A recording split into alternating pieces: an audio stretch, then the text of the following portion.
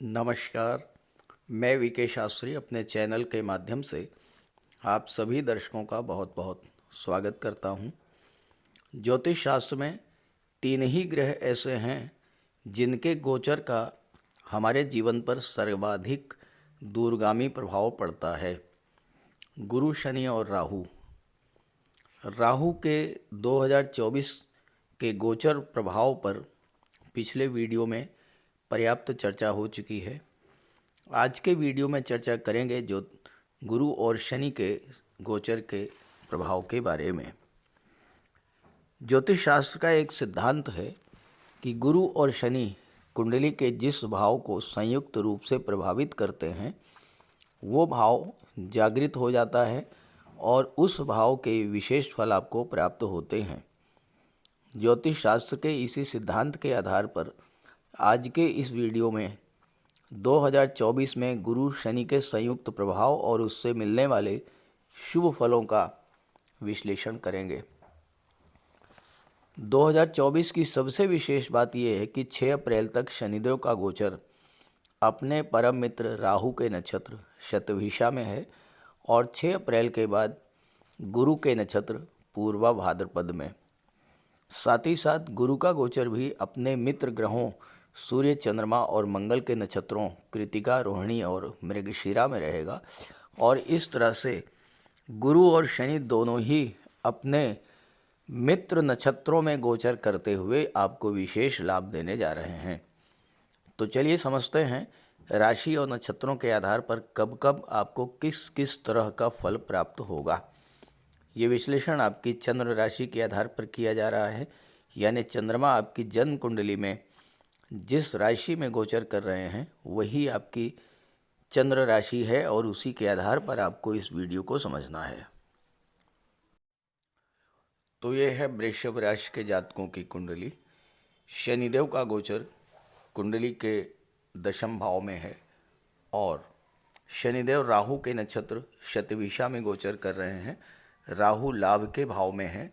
देवगुरु बृहस्पति कुंडली के 12वें भाव में है और शनि की दृष्टि 12वें भाव पर पड़ रही है। देवगुरु और शनि दोनों का प्रभाव 12वें भाव पर होने के कारण 12वां भाव जागृत होगा और 12वें भाव के जागृत होने से 12वें भाव के सभी शुभ फल प्राप्त होंगे। लेकिन याद कीजिए, आज से 8 महीने पहले का समय 22 अप्रैल 2023 से और दिसंबर 2023 तक गुरु के साथ राहु का गोचर था। 12वें भाव में गुरु चांडाल दोष बना हुआ था और 12वां भाव आपकी कुंडली का सबसे पीड़ित भाव था। 12वां भाव पीड़ित होने के कारण 12वें भाव के अशुभ फल आपको प्राप्त हो रहे थे।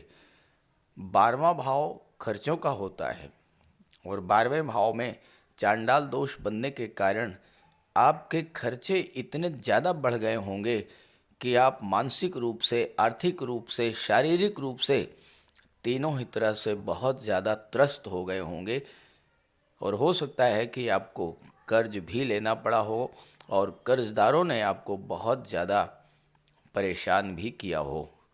12वां भाव विदेश का होता है। विदेश संबंधी कार्यों में तरह तरह की अड़चनें आई होंगी। विदेश जाने का आपका सपना अधूरा रह गया होगा। आपके काम बनते बनते बिगड़ गए होंगे। अचानक से आपका स्वास्थ्य खराब हुआ होगा। कोर्ट कचहरी या अस्पताल के चक्कर आपको लगाने पड़े होंगे। धर्म कर्म से आपकी रुचि हटी होगी और आपके मन में इतना अधिक चिंता, मानसिक तनाव, एंजाइटी, डिप्रेशन की स्थिति बनी होगी कि आपकी रातों की नींद उड़ गई होगी।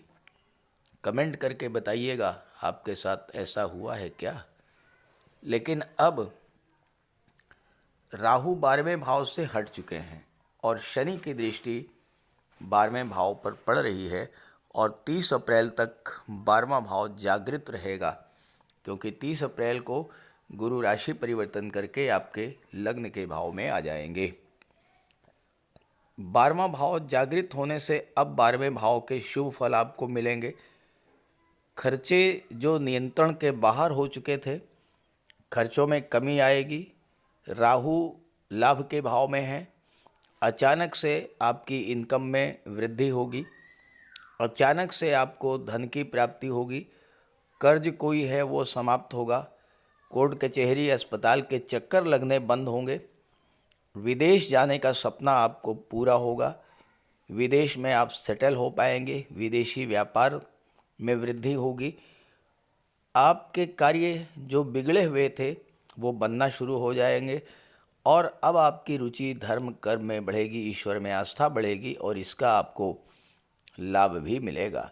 आपके मन में जो चिंता, मानसिक तनाव, डिप्रेशन की स्थिति बन रही थी वो सब समाप्त होगी, क्योंकि अब आपकी आर्थिक स्थिति में सुधार देखने को मिलेगा।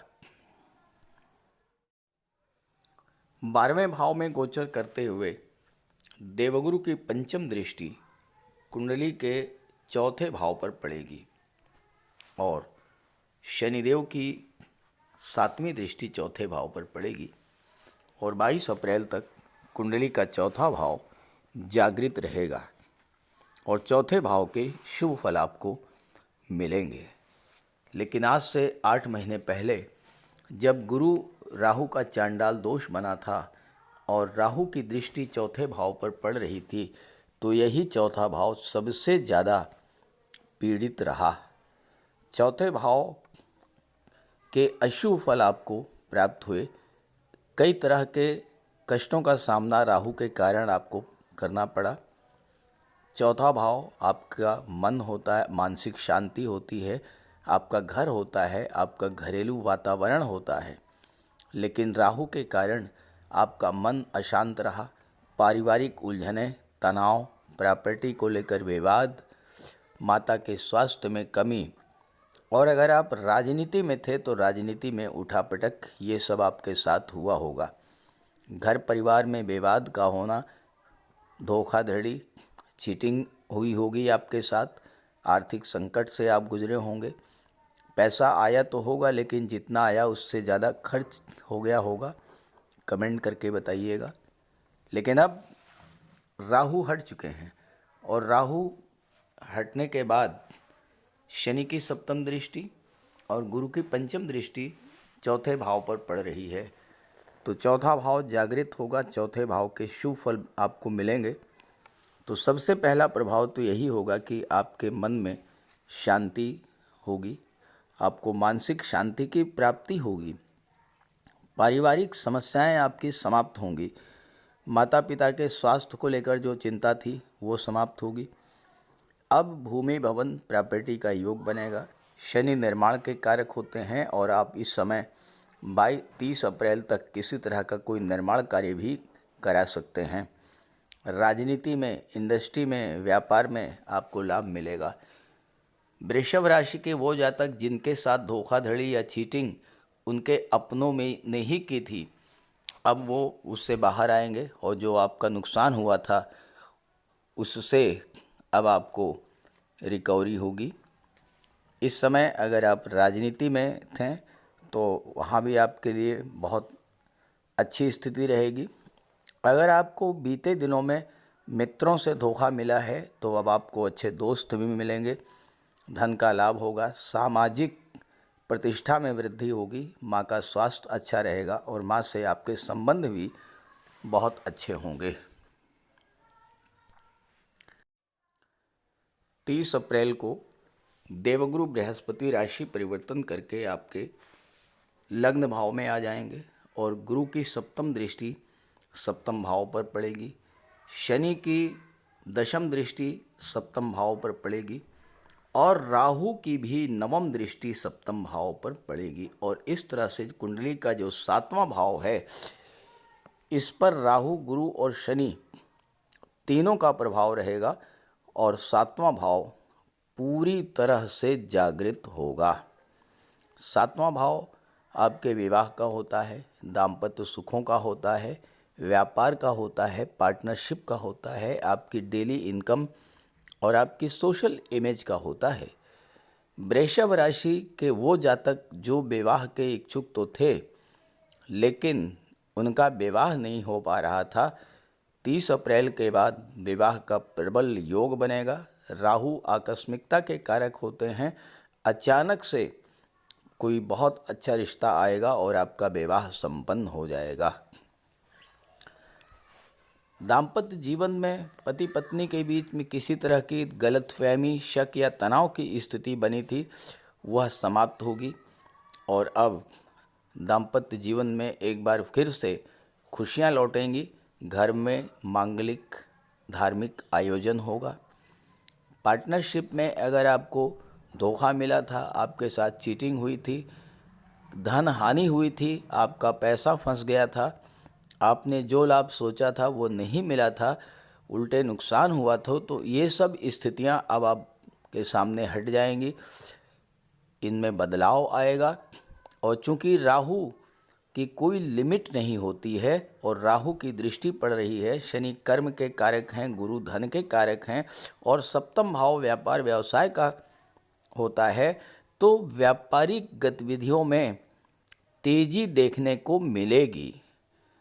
राहु आपके व्यापार व्यवसाय को बुलंदियों तक पहुंचा देने की क्षमता रखते हैं और इसका आपको बहुत बड़ा लाभ मिलेगा। वृषभ राशि के जिन जातकों के नए कार्यों की शुरुआत नहीं हो पा रही थी, कार्य शुरू करते ही कोई न कोई बाधा आ जा रही थी, अब वो नए कार्यों की शुरुआत करेंगे और लाभ अर्जित करेंगे। पार्टनरशिप में लाभ मिलेगा। कोई अच्छा पार्टनर आपको मिलेगा जो ईमानदार हो, न्यायप्रिय हो और साउंड फाइनेंशियल बैकग्राउंड का हो। परिवार के सदस्यों, मित्रों, भाई बहनों का भी आपको सहयोग मिलेगा। आपके आय के साधनों में वृद्धि होगी। डेली इनकम आपकी बढ़ेगी और आपका व्यापार बहुत तेज़ी से आगे बढ़ेगा।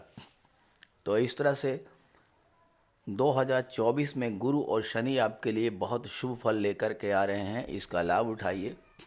और अगर आपकी जन्म कुंडली में गुरु, शनि या राहु की महादशा, अंतर्दशा गतिमान हो तो उपाय कीजिएगा। उपायों पर एक वीडियो अलग से बना दिया है, लिंक दे रहा हूँ डिस्क्रिप्शन बॉक्स में, वहाँ से आप देख लीजिएगा। नमस्कार।